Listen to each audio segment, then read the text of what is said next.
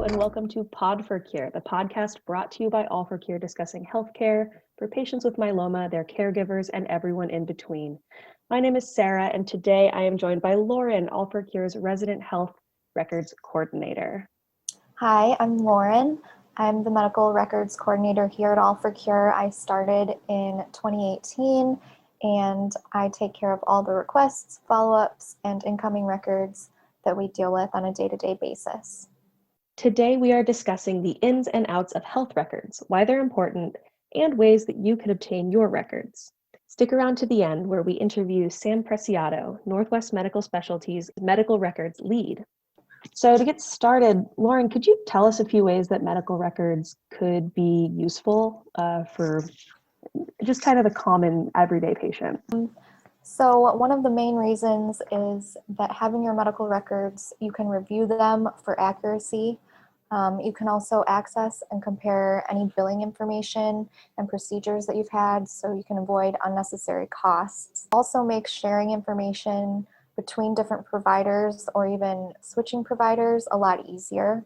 It's also very beneficial because you can prevent getting tests that you don't need by comparing your information that you have right in front of you. You can see, oh, I've already had that, or oh, I do need to have that test. You can also keep a current list of your immunizations and medications and keep your allergy information up to date. And most importantly, it is your right to have access to your records. A lot of institutions now have access via MyChart and other electronic health records, so it's a lot easier to just kind of log in into a portal and have access. It's interesting that you mentioned the right to access records. That's something I feel it's easy to forget, that you as a patient have the opportunity to reach out to your care providers and ask for this information. So let's say even someone like myself, how would I or someone like me go about requesting their records from a care facility? Absolutely. Well, first of all, the HIPAA Act is the Health Insurance Portability and Accountability Act. This, without boring you too much, it protects your medical records, your private information, and your identity, and it also gives you the right to have access to your records. So what a patient would do is to first fill out a care facility's form. Most facilities either have their own form you can fill out, and you either mail, fax, or drop it off. Some places you can even email it to them. And if the office does not have a form, you can also write a letter containing all the necessary information. So there's a lot of templates for this also that can be found online, but more commonly than not, facilities will have their form for you. And then after submitting your request, it usually takes about 30 to 60 days on average for patient requests. The facility may also require a fee for the records. Some charge for the electronic delivery. Others are also printed by page. So that will account for different fees as well. Now, thinking about those reasons that patients would want to gather their records, All4Cure does do a lot of the heavy lifting for patients in collecting records for uses in making the dashboards.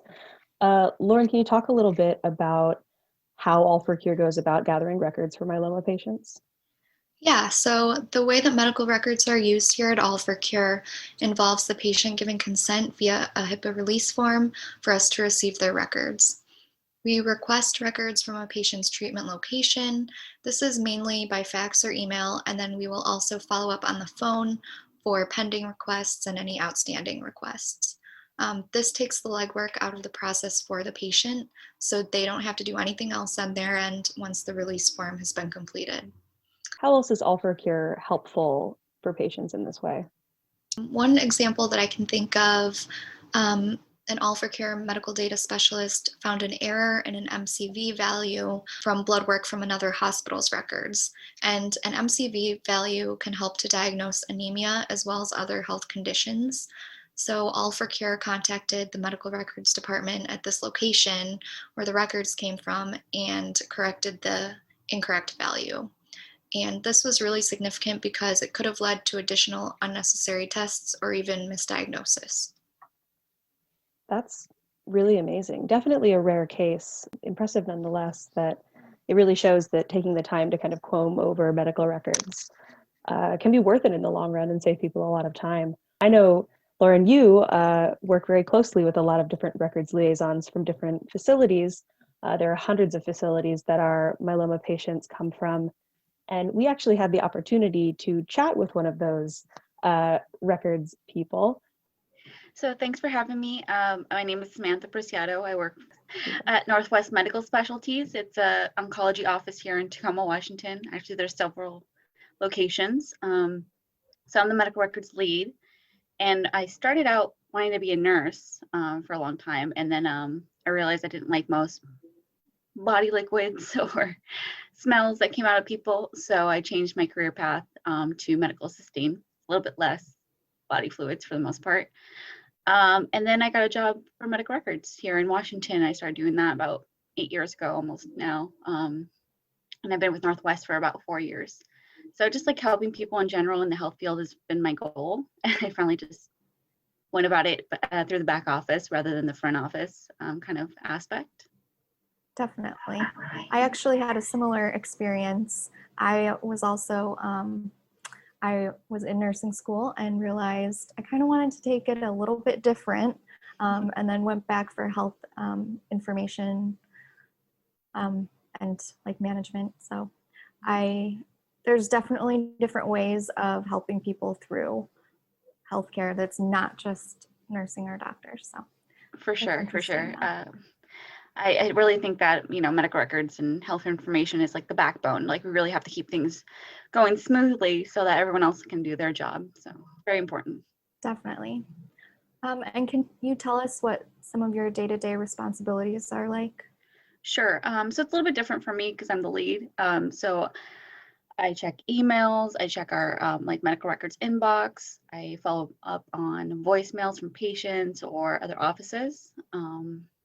We send records, depending if another office called to say, hey, this is our patient, we need last lab, can you fax it to us, kind of thing. So a lot of that, we have electronic fax queues that we kind of go through and we kind of check every day. We get hundreds and hundreds of pages every day, thankfully digitally. But sometimes you still have to print stuff out, but it's getting a lot easier as we're going into the more electronic records and just trying to not have as much paper. Hopefully eventually that happens in our lifetime. Yes, definitely. Mm-hmm. And can you tell us what the average time it is that it takes to complete a request, like if everything's normal and is going smoothly? Sure. So usually if it's not too many records, it's a few days, 3 to 5 days, I think is like the max that we do. And then sometimes we do send some of those to our third-party service called Metacopy. So they do a lot of our bigger requests because, we're a small office. We can't do 1,000 pages through the fax queue and things like that. So we have a little bit of help there. But yeah, usually about 3 to 5 days is pretty normal. Are there any things that people can do to ensure that their records are delivered smoothly or quicker? Definitely. I think most offices have like release of information documents. So anything that would give access to other people, to email communications, anything like that makes it a lot more smooth, especially if you have multiple people on there, like always have your spouse on there and then maybe one other person, because you don't like to think about terrible things happen, but terrible things happen all the time. So and people just don't think about getting their records and how big of an issue it can be when someone passes, things like that. Yes, we've definitely run into those kind of issues also, and it can be really complicated when all the right paperwork is not readily available. For sure. Yeah, I think that's probably one of the biggest issues I see is that, you guys are married for 50 years, but you didn't have any documents saying that we could release records to your spouse. So I'm sorry, but we can't release records unless we have more complicated paperwork. Just having everything already in place with other places other than like a law office makes it a lot easier for sure. Mm-hmm. And that kind of segues into our next question too. What are some of the other challenges that medical records coordinators face when trying to fulfill their requests? Yeah, I mean, death is a big one. Like I said, if you don't have something on paper saying that we can release records, we can't really release records, and you'll have to probably go to a lawyer's office saying that, you know, you're the executor of the estate and things like that. It just makes things a lot more complicated. If you have things in place with at least your spouse and like maybe a friend or child, like whatever needs to happen, just so that they can get records after you pass. Because once you pass, it's like a lot harder to say, yes, this person should have access to this, or no, they can't. And people change those things quite often too. Sometimes, you know, they get mad at their child and then you have to update their legal paperwork, you know. So just having those up to date really makes a huge difference, and will make things much smoother for your family members once you pass, or, you know, if you suddenly pass. Definitely. And is there anything else that you want to share with us about kind of your position, or that you want other people in the healthcare community to know about medical records? Yeah, I think a lot of people think that maybe like office staff don't have as much interaction with patients, and that's mostly true. But, you know, at the end of the day, when we see someone who passes away so young, or, you know, it's still really hard. Like, we still really take those things to heart. You know, we don't like seeing patients pass away, even if they're 80 or 90 or 52. Like, it just hurts. I think people need to give us that kind of, I guess, grace, because we also feel that too when people pass or something bad happens to someone. It's just, you know, we feel it just as much as anyone else. I feel like people should know that. Thank you so much for listening to this episode of Pod4Cure. If you or someone you know has multiple myeloma and would like to register with All4Cure for free, you can visit all4cure.com.